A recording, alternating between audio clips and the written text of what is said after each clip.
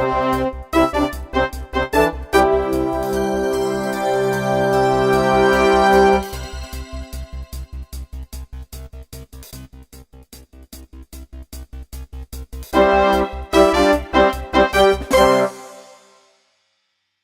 out there, this is Wakeangel2K1, and you can see by this suspiciously blank black box from Hasbro that I went and found something.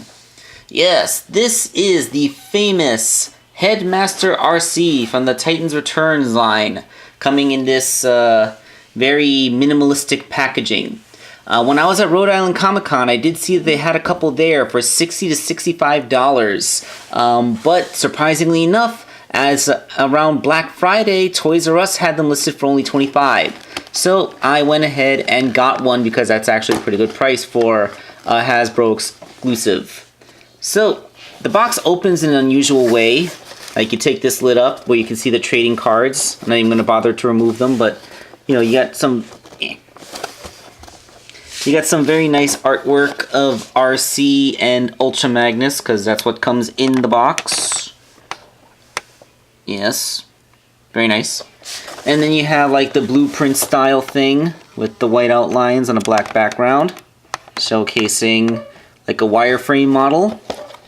And it gives the identity of her headmaster partner, Leonad, which is of course Daniel spelled backwards, because in the original headmaster cartoon, Daniel Witwicky was Arcee's headmaster partner.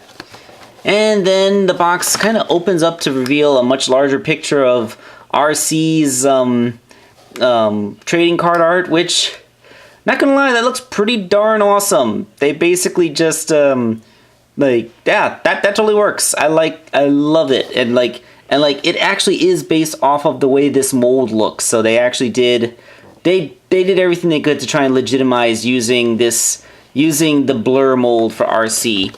And as you can see, I've already taken her out of packaging. Her instructions are inside there. It's nice to see that they're her instructions and not just like blurs. But I didn't feel the need to take the instructions out because I've already bought this mold so many times. Now, I do remember the first time I saw this on the internet, I did complain that although this form does kind of work for female Transformers, I kind of didn't like it for her because Arcee was almost universally depicted as a very slim and slender robot, and this would kind of look a little bit too broad-shouldered to represent the character properly. I, of course, was forced to eat my words when I was corrected by none other than Dave Willis, the creator of such fun webcomics as Short Packed and Dumbing of Age, and he showed me some pictures of a much more physically bulky Arcee that came out well before this toy was introduced. So, well, there you go. I will admit when I'm wrong. But yes, this is Arcee, and we all know what this mold looks like. It's that blur mold. Like, if this is good enough to make a Nautica, then it's good, and it was good enough to make a Brainstorm, then it's, like, how is it that I've only bought two deluxe molds from the entire Titans Return line, and one of them I bought 3 times? Like, the only other mold I bought was Windblade. Like, what the heck, man? Alright, so, keeping in the tradition of this mold, you take kibble that would normally be on the back, and you move it to the shoulders, because apparently that's all they could think to do with this mold, to put the kibble on the shoulders. Fortunately on Arcee, these little pods, which actually are brand new molded arm pieces with the new ball and everything, they kind of fit really perfectly up there. And like, they don't really get in the way of anything. They neatly go behind her head. They don't really bump into much. Well, from this position, they kind of bump a little bit, but you know, there's workarounds is what I'm trying to get at. Her car hood becomes a big old shield you can put on her arm, or if you prefer, you can leave it on her back. I mean, that's the same place that the Generations model keeps her kibble, so, you know, that's fine. And she comes with 2 accessories, these guns. Yes, look at them guns. Them guns is good. Them guns is amazing. The guns do not have circular pegs. They have flat pegs. What could this be about, I wonder? Why, could it be that they wanted to have some kind of cross-compatibility with the Generations Arcee? Oh yeah, you're looking for G1 accuracy. You still can't go wrong with Generations Arcee from the Thrilling 30. And yes, we all know her hands were uniquely sculpted to only be able to hold her guns, but now she's compatible with her her headmaster sister's guns, so she has more guns to hold.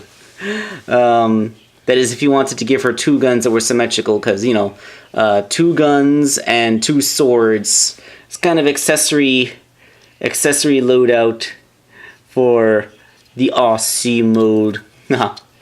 Yeah, this is still my favorite Arcee for original cartoon accuracy, but you know, we all know that I can find love for any mold that bears the name of Arcee, my favorite character.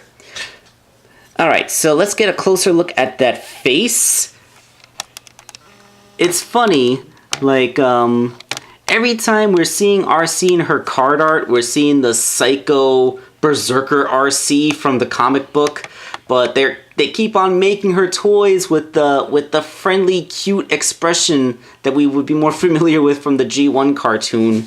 And it's really hard to see, but her face is painted a very, very, very light shade of pink. Like a really light shade of pink. It's so light that I was not entirely sure they had been painted pink at first. I thought that it was just a really glossy white that was catching a reflection of like her pink chest plate was reflecting light up onto her white face and making it look pink. But nope, I actually, you know, when you separate her headmaster, which I'm going to do right now, Titan Master, and try to focus on it, yeah, like, even now, through the camera lens, I'm not entirely sure if the camera is capable of picking up the difference in hue between her pink face and her white helmet. But to the human eye, it is visible. It's barely visible, but it's visible. Alright, so let's transform it into Lenad, you know, reverse Daniel. And you get a very typical headmaster with a really creepy rocket dome shaped head. I do believe that what they are trying to do with this is capture the look of Daniel's little transforming mech suit from the 1986 Transformers movie. Remember how he had a suit that could transform into like a car? They packed that in with Masterpiece Bumblebee. I do believe that that is what they are trying to recreate here, that particular look. Although, not knowing that, it just leaves this creepy bullet face thing. And of course, like, you know, it's like a Titan Master. You have limited ball joint movements at the shoulders, which allow you to spread the arms out so he's not standing so stock straight. Come on, focus. And it's one of those thinner Titan Masters that kind of looks female from certain angles. There's a lot of sculpted detailing that you can't really see because it's all cast in white, except for the shins, which are painted, you know, a nice dark gray. Weird place to put the painting. You would rather have it up near the chest, but hey, that silver head looks kind of cool. She also comes packaged with this dude. He transforms into Ultra Magnus's head. Just like with the Rodimus figure from the Chaos on Velocitron set, it is made out of die-cast metal. Because it is die-cast metal, all of his joints are incredibly tight. In fact, the head is so tight on there. Pretty nice head. Lots of paint for a Titan Master head. But the neck joint is so tight in this figure that I feel like if I push it into a figure, and tried to turn the head, it would actually pop off the connector port before it would actually, you know, turn. And there is Ultra Magnus's head on Arcee's body. That is hilarious. Although it is a good Ultra Magnus head, I'll give it that. I mean, like the serious expression, the pipes, the silver and blue, the lighter blue for the eyes. Yeah, that's definitely Ultra Magnus. You captured Ultra Magnus. Congratulations.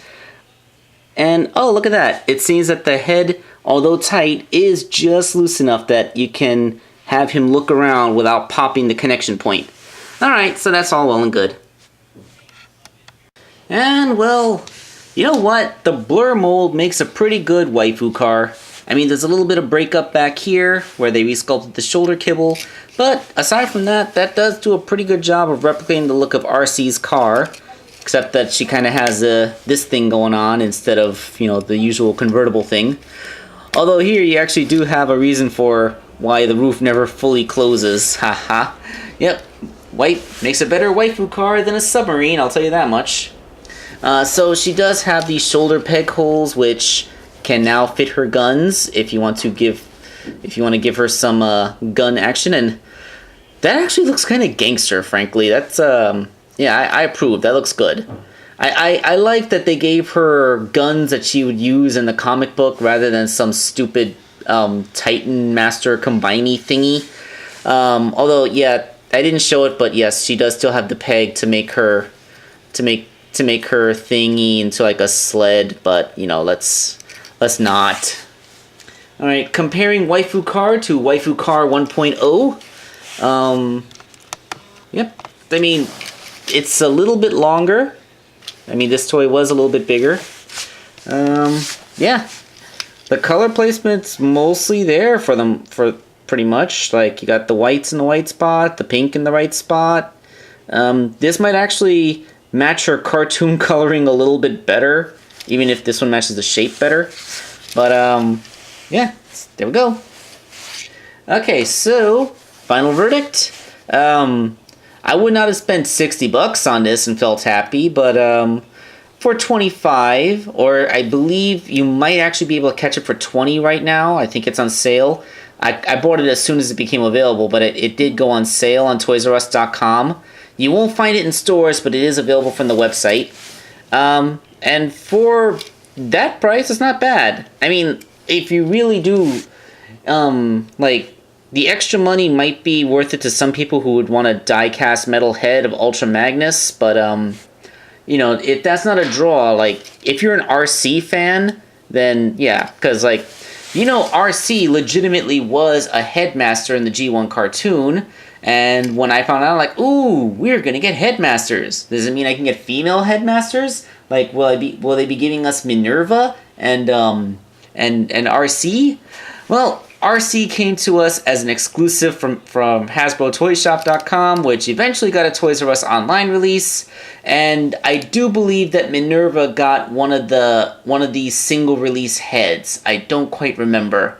Although I would have liked a proper deluxe figure of Minerva, because officially speaking, Minerva, even though she was a repaint of Nightbeat, technically speaking, she was the first female character to get a toy at all. I mean, this, I mean, yeah, like she predates Black Arachnia by a few years, and, although, I guess you could say that, good old Air Razor was the first mold that was intended for a female character, gotta admit, you know, Minerva's kind of not been shown any love. But hey, there's always the next toy line. After all, the Power of the Primes line is giving us a Moon Racer and finally an Elita 1, who is going to be a Voyager-sized figure, which, that's awesome, so I'm looking forward to that. But, you know, for now, I guess I'm happy with this. This is Wakeangel2K1 signing off.